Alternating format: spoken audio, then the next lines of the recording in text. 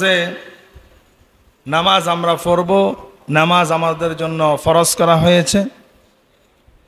এই জুমার নামাজের আগের যে সময়টুকু আছে, এই সময়টুকু আমরা কোরআন সুন্নাহ থেকে যদি কিছু শুনি তাহলে আমরা কিছু জানতে পারবো, সে অনুসারে আমাদেরকে আমল করতে হবে, আমরা আমল করতে পারবো। ফের হাজিরিন, আল্লাহ সুবহানাহু ওয়া তাআলা প্রত্যেকটা জিনিসের ডান দিক বাঁ দিক, সামনে পেছনে, অর্থাৎ একটার বিপরীত আরেকটা আল্লাহ তাআলা কি করেছেন? সৃষ্টি করেছেন। এতে করে দুনিয়ার সৌন্দর্য বেড়ে গেছে। এতে করে দুনিয়া কি বেড়ে গেছে? সৌন্দর্য বেড়ে গেছে। নারী আছে, যদি পুরুষ না থাকতো দুনিয়ার সৌন্দর্য থাকতো না। পুরুষ আছে, যদি নারী না থাকতো দুনিয়ার সুন্দর থাকতো না। আলো আছে, যদি অন্ধকার না থাকতো এই আলোর কোনো দাম থাকতো না। কথা বলে না। সুখ আছে, যদি দুঃখ না থাকতো তাহলে এই সুখের কোনো দাম থাকতো না। ফের হাজিরিন, ঠিক তেমনিভাবে আল্লাহ তাআলা এই পৃথিবীতে আমাদের জন্য যত নাজ নেয়ামত সৃষ্টি করেছেন এগুলোকে হালাল করে দিয়েছেন, আবার হারামও করে দিয়েছেন। যেমনিভাবে হালাল আছে তেমনিভাবে হারামও আছে না নাই? এখন আপনি হালালের গুরুত্ব তখন বুঝবেন যখন আপনি হারামটা বুঝতে পারবেন। আপনি হালালের মর্তবা তখন বুঝবেন যখন হারামের শাস্তি কি সেটা জানতে পারবেন, তখন আপনি হালালটাকে গুরুত্ব দিতে পারবেন। তাহলে হালাল এবং হারাম এটা হচ্ছে আল্লাহ তাআলার সীমা রেখা। আল্লাহ তাআলার কি রেখা? সীমা রেখা। তাহলে এই হালাল এবং হারাম সম্পর্কে আমাদের জানা দরকার আছে না নাই? কথা বলে না। হালাল এবং হারাম সম্পর্কে আমাদেরকে জানতে হবে। স্বয়ং আল্লাহ তাআলা কোরআনের মধ্যে বলেছেন, আপনারা আমার নবী ফেরা নবী মুহাম্মদ সাল্লাল্লাহু আলাইহি সাল্লাম হাদিস শরীফের মধ্যে বর্ণনা করেছেন। ফের হাজিরিন, এজন্য আসেন, হালাল এবং হারাম এটা হচ্ছে আল্লাহ তাআলার নির্ধারিত সীমা রেখা। আমাদের যাদের জায়গা জমি আছে, এই জায়গা জমির মধ্যে সীমা রেখা আছে না নাই? বর্ডার আছে না নাই? ফিলার আছে না নাই? অনেক সময় জায়গার মধ্যে যদি বেজাল থাকে, আমিন আনে, এটাকে আমরা নির্দিষ্ট করি কি করি না? কথা বলে না। ঠিক তেমনিভাবে আল্লাহ তাআলা আমাদেরকে কি করে দিয়েছেন? সীমা রেখা করে দিয়ে দিয়েছেন। ফের হাজিরিন, হালাল হারামের চাইতে হালালের সংখ্যা কম না বেশি? হালালের সংখ্যা বেশি। হালালের সংখ্যা বেশি, হারামের সংখ্যা কম। এরপরও আমরা হালালটাকে বাদ দিয়ে হারামের মধ্যে ঝাঁপিয়ে পড়ি। জোরে বলুন নাউজুবিল্লাহ। ফের হাজিরিন, এজন্য আল্লাহ তাআলা বলছেন হালাল হারাম আমি আল্লাহ তাআলার নির্ধারিত সীমারেখা। শুধু তাই নয়, ইসলামী শরীয়তের মোতাবেক ইসলামিক যে পাণ্ডিত্যগুলো আছে, ওই ইসলামিক পাণ্ডিত্যগুলা শরীয়তের দৃষ্টিতে বলেন সকল বৈধ এবং পবিত্র জিনিসগুলি হালাল, আর সকল অপবিত্র এবং অবৈধ জিনিসগুলা হারাম। আল্লাহ তাআলা সকল বৈধ জিনিস পবিত্র জিনিসকে হালাল করে দিয়েছেন, সকল অবৈধ এবং অপবিত্র জিনিসগুলাকে আল্লাহ তাআলা বান্দার জন্য হারাম করে দিয়েছেন। এই প্রসঙ্গে রব্বুল আলামিন কালামে পাকের মধ্যে ইরশাদ করেন, আল্লাহ তাআলা এই ক্ষেত্রে ঈমানদারদেরকে উদ্দেশ্য করে আল্লাহ তাআলা সতর্কতার বাণী দেন নাই, আয়াত নাজিল করেন নাই। আল্লাহ গোটা কুল কায়নাতের মধ্যে, এই পৃথিবীর মধ্যে যত ইনসান আছে, যত মানব জাতি আছে, ওই মানুষদেরকে উদ্দেশ্য করে আল্লাহ তাআলা বলছেন, ইয়া আইয়ুহান নাসু কুলু মিম্মা ফিল আরদি হালালান তাইয়্যিবা ওয়ালা اتبعوا خطوات الشيطان إنه لكم عدو مبين। আওয়াজ করে বলুন আল্লাহু আকবার। আল্লাহ তাআলা গোটা মানব জাতিদেরকে ডেকে বলেন, উদ্দেশ্য করে বলেন, ইয়া আইয়ুহান নাস, হে মানব জাতি, হে বনি আদম, হে আদম সন্তান, কুলু মিম্মা ফিল আরদি হালালান তাইয়্যিবা, এই পৃথিবীর মধ্যে যত পবিত্র জিনিস আছে, বৈধ বিষয় আছে, ওইগুলা তোমরা ধরো, ওইগুলা ভক্ষণ করো, ওইগুলা ব্যবহার করো। ওয়ালা তাত্তাবিউ খুতুওয়াতিশ শাইতান, তোমরা শয়তানের আনুগত্য করবা না, শয়তানকে অনুসরণ করবা না, শয়তানের পথটা চলবা না, শয়তানের পথটাকে মেনে নিবা না। ইন্নাহু লাকুম আদুউম মুবিন, কারণ এই শয়তান তোমাদের প্রকাশ্য শত্রু। জোরে বলুন নাউজুবিল্লাহ। আল্লাহ তাআলা বলছেন, বান্দা তোমাদের জন্য আমি যেগুলা হালাল করেছি, বৈধ করেছি, এগুলা ধরো, এগুলা ব্যবহার করো, এগুলা কি করো, আঁকড়ে ধরো। যেইগুলা তোমাদের জন্য হারাম করে দিয়েছি, নিষেধাজ্ঞা দিয়ে দিয়েছি, এইগুলা ধরবা না, এইগুলা ব্যবহার করবা না, এইগুলা স্পর্শ করবা না। এটা কার সীমারেখা? আল্লাহ তাআলার সীমারেখা। কেন করবা না? কারণ আমি তোমাদেরকে আদেশ দিয়েছি, আবার নিষেধাজ্ঞা করে দিয়েছি।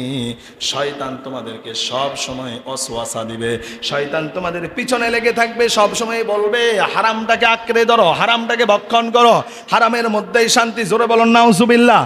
এটা কে বলবে? শয়তান বলবে। কে বলবে? শয়তান বলবে। কেন বলবে? কারণ শয়তান আমাদের প্রকাশ্য শত্রু। শয়তান আমাদের কি শত্রু? প্রকাশ্য শত্রু। অন্য জায়গায় আল্লাহ তাআলা বলছেন শয়তান ততক্ষণ পর্যন্ত তোমাদের পিছু ছাড়বে না যতক্ষণ পর্যন্ত শয়তান তোমাদেরকে টেনে হেসড়ে জাহান্নামের মধ্যে নিক্ষেপ না করবে। জোরে বলুন নাউজুবিল্লাহ। প্যারা হাজিরিন, তাহলে আমাদেরকে হালাল এবং হারামটাকে মেনে চলার দরকার আছে না নাই? এখন শয়তান, আমরা জানি ইবলিস শয়তান বা শয়তানের উত্তরসূরি যারা, শয়তানের কর্মী যারা, যারা আমাদেরকে ওয়াসওয়াসা দেয়, তারা শুধু ওয়াসওয়াসা দেয়, কিন্তু তাদেরকে দেখা, শয়তানকে কি দেখা যায়? কেউ দেখেছেন শয়তানকে? শয়তানকে দেখা যায় না। এটাকে অদৃশ্য করে দিয়েছেন কে? আল্লাহ তাআলা অদৃশ্য করে দিয়েছেন। ওই শয়তান আমাদেরকে ওয়াসওয়াসা দেয়, কিন্তু শয়তান তার জবান দিয়ে আমাদেরকে বলে না, শয়তানের জবান আমরা শুনি না। আবার এই সমাজের মধ্যে মানুষরূপী কিছু শয়তান আছে যারা ডাইরেক্ট আদেশ করে হারাম কাজটা করার জন্য, আছে না নাই? কথা বলে না। এজন্য মানুষরূপী শয়তান যারা আছে তাদের কথাও কি করা যাবে না, শোনা যাবে না।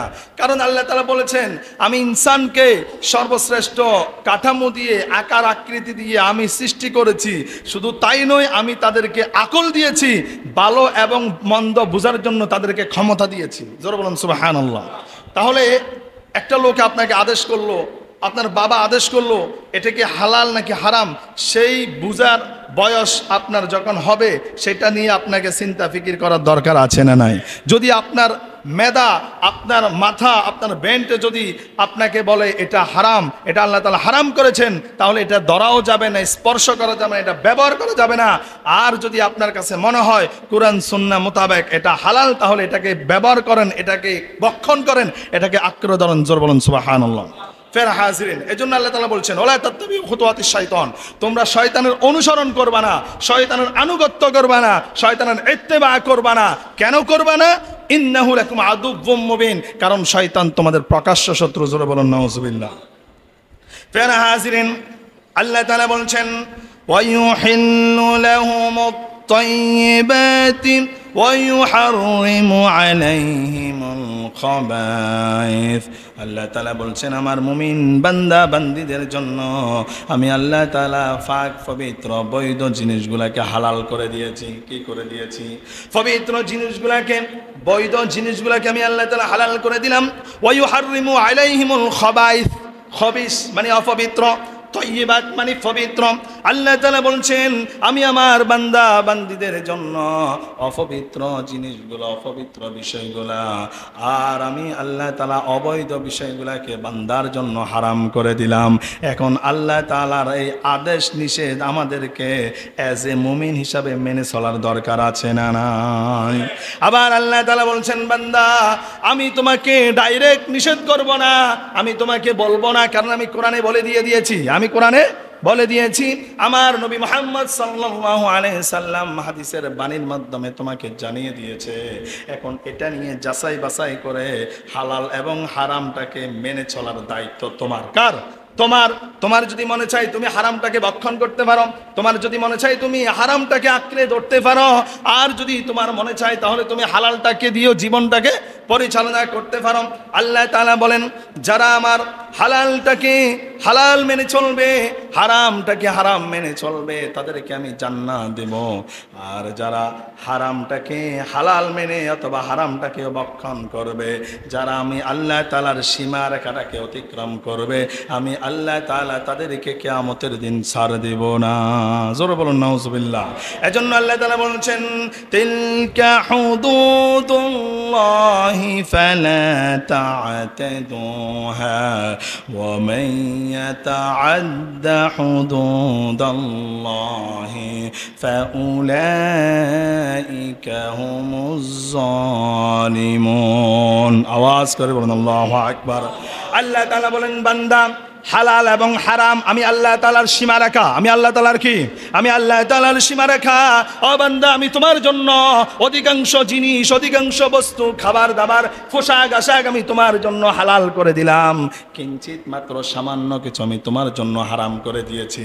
এই কিঞ্চিত আর সামান্য বিষয়গুলা তোমার জন্য এই জন্য হালাল করলাম, হারাম করলাম, কারণ আমি আল্লাহ তোমাকে দুনিয়াতে পরীক্ষা করতে চাই।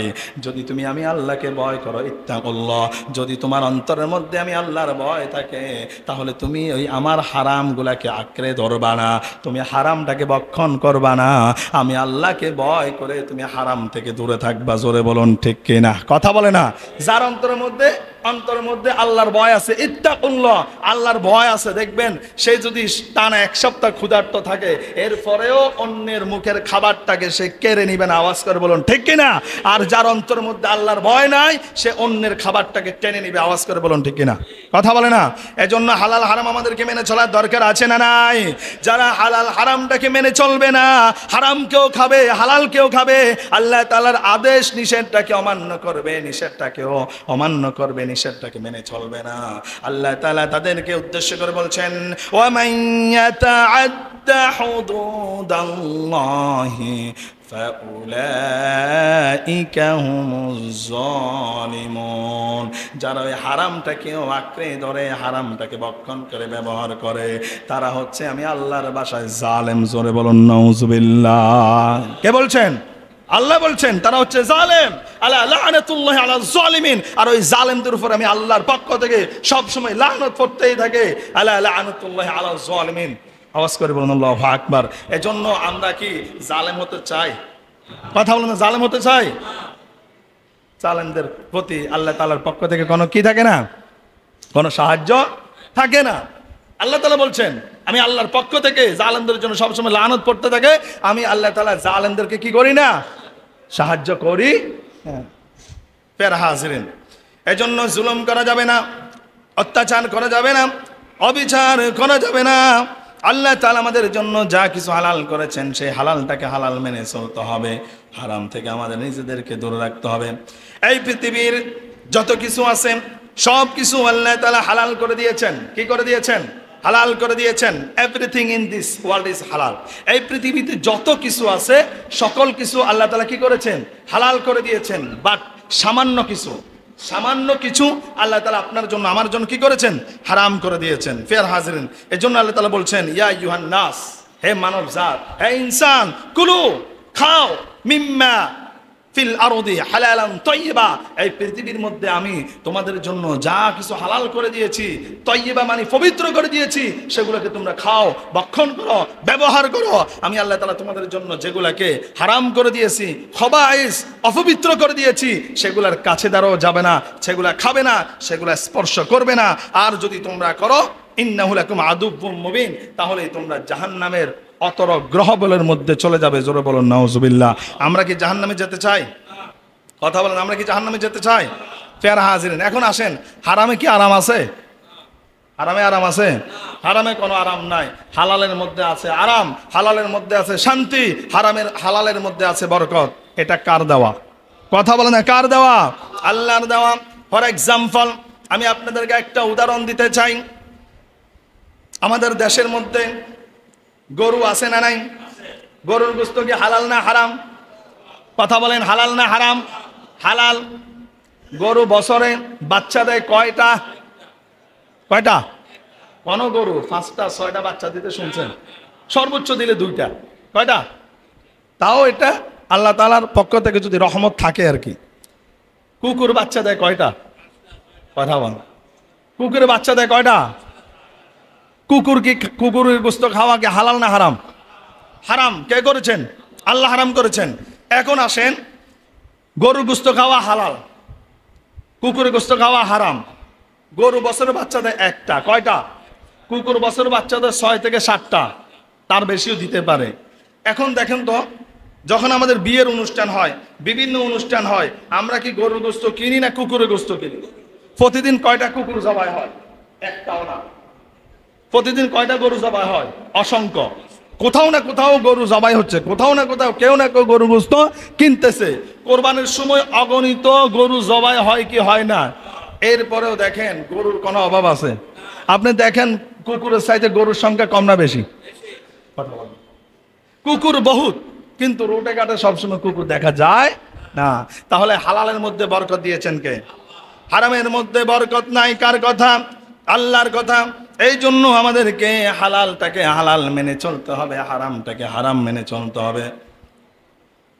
বিশ্বনবী সাল্লাল্লাহু আলাইহি ওয়াসাল্লাম বলেন, ফাআহাল্লা হালালাহু ওয়া হারামা হারামাহু আদখালাহু আল্লাহু বিহিল জান্নাহ وشفعه في عشرة من أهل بيته كلهم وجبت له النار।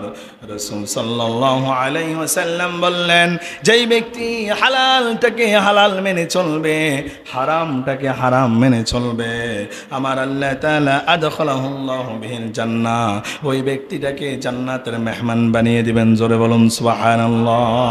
শুধু তাই নয়, ওয়াশাফাআহু ফি আশারাতিন মিন আহলি বাইতিহি কুল্লুহুম ওয়াজাবাত লাহুন নার, ওই ব্যক্তি এমন 10 জন ব্যক্তিকে জাহান্নাম থেকে জান্নাতের মধ্যে সুপারিশ করে করে নিতে পারবে, যেই 10 জন ব্যক্তির জন্য আল্লাহ তাআলা জাহান্নামটাকে ওয়াজিব করে দিয়েছেন। সুবহানাল্লাহ।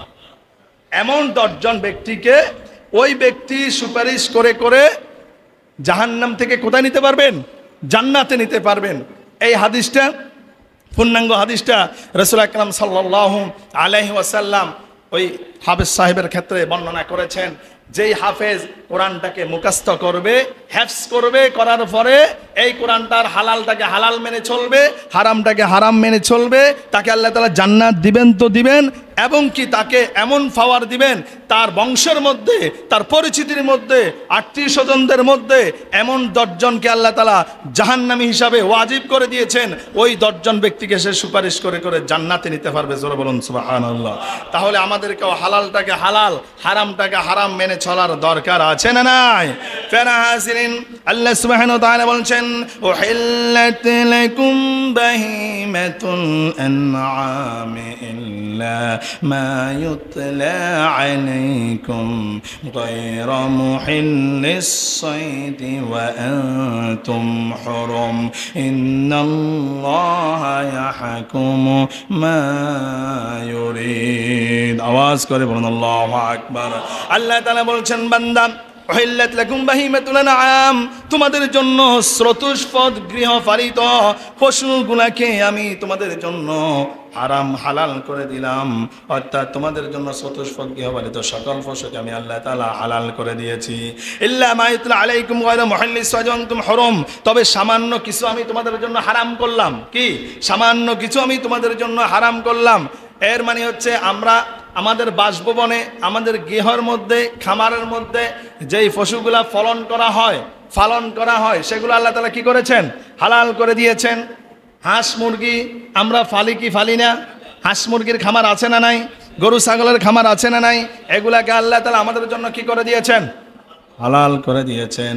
কোথাও কি কুকুরের খামার আছে নাকি? বাংলাদেশে কোথাও কুকুরের খামার আছে? বিজাতি রাষ্ট্রে, মিডল ইস্টে থাকতে পারে, কারণ তারা তো বিজাতীয়। কিন্তু মুসলমানদের জন্য আল্লাহ তাআলা কুকুরের গোশত খাওয়া কি করে দিয়েছেন? হারাম করে দিয়েছেন। তাহলে এই কুকুরের গোশত বা মুসলমানদের জন্য যেগুলো হারাম করে দিয়েছেন, যেমন সাপ খাওয়া, এগুলো মুসলমানদের জন্য কি হালাল না হারাম? তাহলে এগুলো, এই সাপগুলো কেউ না কেউ খাচ্ছে কিনা? বিজাতিরা খায় কি খায় না? কথা বলে না। কিন্তু আল্লাহ তাআলা এগুলো ইমানদারদের জন্য হারাম করে দিয়েছেন। এজন্য আল্লাহ বলছেন, তোমাদের উহিল্লাত লাকুম বাহিমাতুল আনআম, গৃহপালিত যে পশুগুলো আছে এগুলো আমি তোমাদের জন্য কি করে দিয়েছি? হালাল করে দিয়েছি। সামান্য কিছু আমি তোমাদের জন্য হারাম করে দিলাম। কি সামান্য কিছু আমি তোমাদের জন্য হারাম করে দিলাম? আল্লাহ তাআলা বলছেন, ইন্নামা হাররামা আলাইকুমুল মাইতাতা ওয়াদ-দাম ওয়া লাহমাল খিনজির ওয়া মা উহিল্লা বিহি লিগায়রিল্লাহ। আল্লাহ তাআলা বলছেন, এক নম্বর হচ্ছে মরা পশুর গোশত খাওয়া হারাম। মরা পশুর গোশত খাওয়া হারাম।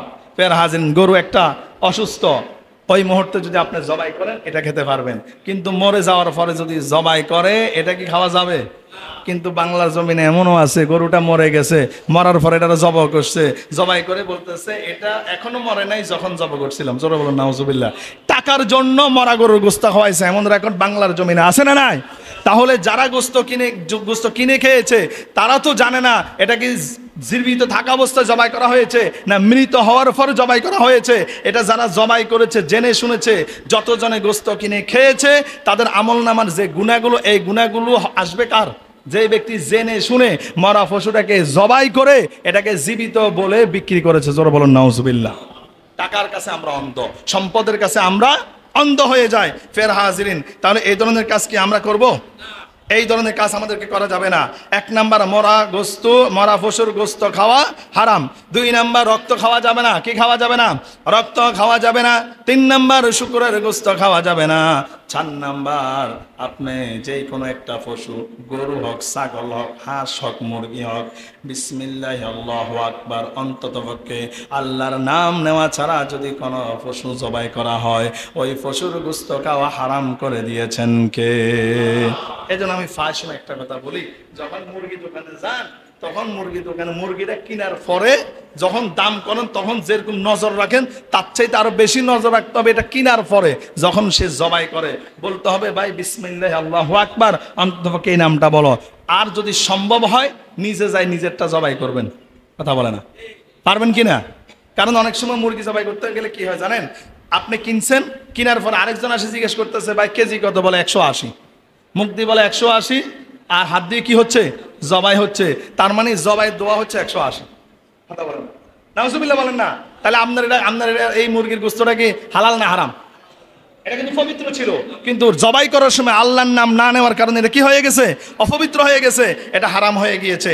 এজন্য এই দিকে আমাদেরকে নজরদারি রাখার দরকার আছে না নাই? ফের হাজিরিন, হাদিস শরীফের মধ্যে এসেছে রাসূল আকরাম সাল্লাল্লাহু আলাইহি ওয়াসাল্লাম বলেন, যেই ব্যক্তি কি করবে? মদ খাওয়া কি হালাল না হারাম? মদ খাওয়া কি? নেশা করা কি হারাম? রাসূল আকরাম সাল্লাল্লাহু আলাইহি ওয়াসাল্লাম বলেন, আল খামরু উম্মুল খাবাইথ ফামান শারিবা লাম তুকবাল মিনহু সালাতুহু 40 ইয়াওমা। রাসূল সাল্লাল্লাহু আলাইহি সাল্লাম বলেন, যেই ব্যক্তি মদ যাবতীয় নোংরামির মূল সহ অন্যান্য হারাম খাবারগুলোকে ভক্ষণ করবে 40 দিন পর্যন্ত তার নামাজ আল্লাহর দরবারে কবুল হবে না। নাউজুবিল্লাহ বলেন না? তাহলে হারামও খাইলেন নামাজও পড়লেন, কি ফায়দা হবে? কোনো ফায়দা হবে? কোনো ফায়দা হবে না। এজন্য কম খাবো কিন্তু পবিত্র খাওয়ার চেষ্টা করব। কাজ করব, কম করব, ভালোভাবে করার চেষ্টা করব, হালালভাবে বৈধভাবে কাজ করার জন্য কি করব? চেষ্টা করব। ফের হাজিরিন, শুধু তাই নয়, এই যে দেখেন সমুদ্রে, তবে আল্লাহ তাআলা এমন একটা রিজিক, এমন একটা নিয়ামত আমাদের জন্য রেখে দিয়েছেন, এমন একটা খাবার আমাদের জন্য আছে যেটারও প্রাণ আছে। ওটা জীবিত থাকলেও হালাল, মরে গেলেও হালাল। আবার এটা যদি মরে যায় এটারে শুটকি বানায় খায়, আছে না নাই? এটার নাম কি? মাছ। এটার নাম কি? মাছ। জীবিত হালাল, মরে গেলেও হালাল। আবার যদি দেখা যায় একটু নরম হয়ে গিয়েছে, খাওয়া যাবে না, তখন এটা কি করে? রোদের মধ্যে দিয়ে দেয়, এটারে শুটকি বানায়, ঘরে বত্তা বানায় খায়, আছে না নাই? কথা বলে না? তাহলে এই সমুদ্রের নাজ নেয়ামতটাকে আল্লাহ তাআলা আমাদের জন্য হালাল করে দিয়েছেন। এজন্য আল্লাহ তাআলা বলছেন, উহিল্লা লাকুম সাইদুল বাহরি ওয়া তুআমুহু মাতাআন লাকুম ওয়া লিস-সাইয়ারা। সমুদ্রের মধ্যে যত মাছ আছে সকল মাছ জাতীয় প্রাণীগুলো আমি তোমাদের জন্য হালাল করে দিলাম। সুবহানাল্লাহ। সমুদ্রের মধ্যে যে মাছগুলো আছে, আপনি এক জাক মাছ ফোকাহে কারামগণ, ইসলামিক স্কলারগণ লিপিবদ্ধ করেন, যদি সমুদ্রের এক জাক মাছ যদি কি করা হয় দুনিয়াবাসীদেরকে দেওয়া হয়, তারা খেয়ে শেষ করতে পারবে না। সুবহানাল্লাহ। কি নাজ নেয়ামত আল্লাহ তাআলা সমুদ্রের অতল গ্রহের মধ্যে রেখে দিয়েছেন। কিন্তু আমরা এত নাজ নেয়ামত পাওয়ার পরেও আমরা সন্তুষ্ট না। আওয়াজ করে বলুন ঠিক কিনা? এরপরও আমরা হালালের চাইতে হারামের দিকে আমাদের আকর্ষণ কম না বেশি? কথা বলে না, কম না বেশি? ফের হাজিরিন, তাহলে খাবার দাবার, এই খাবারের বিষয়গুলো আমাদেরকে অবশ্যই দেখতে হবে। দেখেন, পবিত্র একটা খাবার, এই খাবারটা যখন ভালো থাকে তখন এটা আপনার জন্য হালাল, যখন খাবারটা নষ্ট হয়ে যায় এটা আপনার জন্য হারাম করে দেন কে? আল্লাহ। ধরেন একটা খাবার ফাঁক করা হয়েছে, এটা যখন ভালো আছে তখন এটা আপনার জন্য হালাল, যখন এটা নষ্ট হয়ে গিয়েছে, যখন এটার মধ্যে দুর্গন্ধ ছড়িয়ে উঠেছে, তখনই এটা আপনার জন্য আমার জন্য হারাম। কারণ এই গন্ধ বাসি খাবারটা যখনই আপনি খাবেন আপনার শরীরটা অসুস্থ হয়ে যাবে, আর এই বাসি খাবার খাওয়ার কারণে আপনি শরীরের উপরে নির্যাতন করতেছেন, আর আপনি শরীরের উপরে নির্যাতন করা মানে হচ্ছে আপনি জালেম। এজন্য যখন খাবারটা কি হয়ে যায়, নষ্ট হয়ে যায়, বাসি হয়ে যায়, ওই পবিত্র খাবারটা বাসি হয়ে যাওয়ার কারণে এটাকে হারাম করে দিয়েছেন কে? কারণ আপনি যখন হারাম বাসি খাবারটা খেয়ে অসুস্থ হয়ে যাবেন, অসুস্থ হওয়ার পরে আপনি আল্লাহর আর ইবাদত করতে পারবেন না। এজন্য বাসি খাবারও শরীরের জন্য উপযুক্ত নয়। ফের হাজিরিন, তাহলে আমরা খাবার সম্পর্কে জানলাম, সময় কিন্তু কম। এরপর আমাদেরকে জানার দরকার ইনকাম সম্পর্কে। আমরা যে ইনকাম করি, আমরা যে উপার্জন করি, উপার্জনটাও হালাল হতে হবে। আপনি আপনার খাবার, আপনার ইনকাম, আপনার পোশাক সকল কিছু হালাল করার দরকার আছে না নাই? ফের হাজির আসেন, উপার্জনের ক্ষেত্রে আমাদেরকে অবশ্যই হালালভাবে উপার্জন করতে হবে। আপনি মাসে 10,000 টাকা ইনকাম করেন, কিন্তু হালালভাবে হইতে হবে। এই 10,000 টাকার মধ্যে বরকত দিবে কে? কথা বলেন না, বরকত দিবে কে? এজন্য আল্লাহ তাআলা বলছেন ওয়া আহাল্লাল্লাহুল বাই'a ওয়া হারামার রিবা। আল্লাহ বলেন বান্দা আমি তোমাদের জন্য দুইটা অপশন রেখেছি, একটা হচ্ছে ব্যবসা আর একটা হচ্ছে সুদ। ব্যবসা করা তোমাদের জন্য আমি হালাল করে দিলাম, আর সুদ খাওয়া আমি আল্লাহ তাআলা তোমাদের জন্য হারাম করে দিলাম। এখন বলেন তো আমাদের সমাজের মধ্যে ব্যবসায়িক বেশি না সুদখোর বেশি? কথা বলে না। ব্যবসায়িক অফিনলি ব্যবসা করে আর সুদখোর গোপনে গোপনে করে, আছে না নাই? আবার এমনও কিছু বাহাদুরি শক্তিশালী ব্যক্তি আছে যারা আবু জাহিল্লার মতো প্রকাশ্যে সুদ খায়, আছে না নাই? কথা বলে না। আবার সমাজের মধ্যে দোকানপাট এগুলো নিয়ে মসজিদে কথা বললে তিনি আবার আমাদের চাইতেও গলাবাজি করে বেশি। কথা বলে না, কথা বলে না, আছে না নাই? আসেন, হাওলাত বরাত দার এগুলা চালু করেছে, কর্জে হাসানা চালু করেছে আপনার আমার নবী মুহাম্মদ সাল্লাল্লাহু আলাইহি ওয়াসাল্লাম, আর সুদ চালু করেছে আবু জাহিল্লা। কে চালু করেছে? তাহলে আমরা এজ এ মুসলমান হিসাবে আমরা কর্জে হাসানা তো অনেকে বুঝি না, বলে হুজুর কর্জে হাসানা কি, এটাই বুঝি না, কিন্তু সুদ বুঝি কি বুঝি না? কথা বলে না, বুঝি কি বুঝি না? আসেন আমি একটা কথা বলি, অনেকে বলে আমি কিন্তু সুদ খাই না। আমি কি খাই না? 80,000 টাকা নিবেন, 1 লাখ টাকা দিবেন, সুদ আমি খাই না, হজ করেছি তাই, 5 ওয়াক্ত নামাজ পড়ি, ঘরে শান্তি নাই, সম্পদ আমার অনেক আছে, সম্মান কিন্তু নাই, 7 লক্ষ টাকার বিনিময়ে হজ করেছি তাই। জোরে বলুন নাউজুবিল্লাহ। আছে না নাই? কথা বলেন, আছে না নাই? তাই আমি কিন্তু সুদ খাই না, কিন্তু টাকা লাগলে আমার থেকে 80,000 টাকা নেন, আমার কিন্তু 1 লাখ টাকা দিতে হবে। তাহলে এটা কি? কথা বলে না। আবার সমাজের মধ্যে বর্তমানে কিছু আছে কি জানেন, বলে এটা তো সুদ না, এটা ব্যবসা। জোরে বলুন নাউজুবিল্লাহ। কথা বলেন, আছে না নাই? ছেলে বিপদে পড়েছে, ছেলের বিপদে পড়েছে, এই বিপদ থেকে কাটার জন্য বাবার কাছে সাহায্য চাচ্ছে, অথবা বাবা বিপদে পড়েছে ছেলের কাছে সাহায্য চাচ্ছে, টাকা চাচ্ছে, ছেলে বলে আমার কাছে টাকা নাই, বাবা বলে আমার কাছে টাকা নাই। যখন বলে লাভের উপরে কিছু দেন, বলে কয় লাখ টাকা লাগবে। কথা বলেন, আছে না নাই? আবার কি টেকনিক অবলম্বন করে জানেন, টাকা তো আমার না, তুমি যদি বলো লাভের উপরে নিবা তাহলে আমি আরেকজনকে নিয়ে দিতে পারবো। কথা বলে না। এই সমাজে এগুলো আছে না নাই? তো এগুলা করে নামাজ পড়লে লাভ কি হবে? কোনো লাভ হবে? মজার হাস্যকর আরেকটা ঘটনা বলি। এক চাচা 5 ওয়াক্ত নামাজ পড়ে, সারাদিন মসজিদের মধ্যে বসে থাকে, সারাদিন মসজিদের মধ্যে বসে থাকে। তো ইমাম সাহেব জিজ্ঞেস করলো, চাচা আপনি তো সারাদিন মসজিদের মধ্যে বসে বসে তাসবিহ তাহলিল আদায় করেন, কাম কাজ কিছুই করেন না, সংসার চলে কিভাবে? বলে একসময় সরকারি চাকরি করেছিলাম, কিছু টাকা পেয়েছি, ওই মোটা অঙ্কের টাকাটা ব্যাংকে রেখেছি, এই টাকা থেকে একটা লভ্যাংশ আসে, এটা দিয়ে সারা মাস আমার চলে যায়, আমার আর কাম কাজ করা লাগে না। তো হুজুর বলে এটা তো হারাম। তো হাজী সাহেব বলতেছে আমিও জানি এটা হারাম, এই জন্য অ্যাকাউন্টটা আমার নামে না, অ্যাকাউন্টটা তোমার চাচির নামে। জোরে বলুন নাউজুবিল্লাহ। অ্যাকাউন্ট কার নামে? কথা বলে না। অ্যাকাউন্ট কার নামে? চাচির নামে। তো এটা যেইভাবে আসলে হারাম তো হারামে, হারামটাকে আপনি হালাল করতে পারবেন?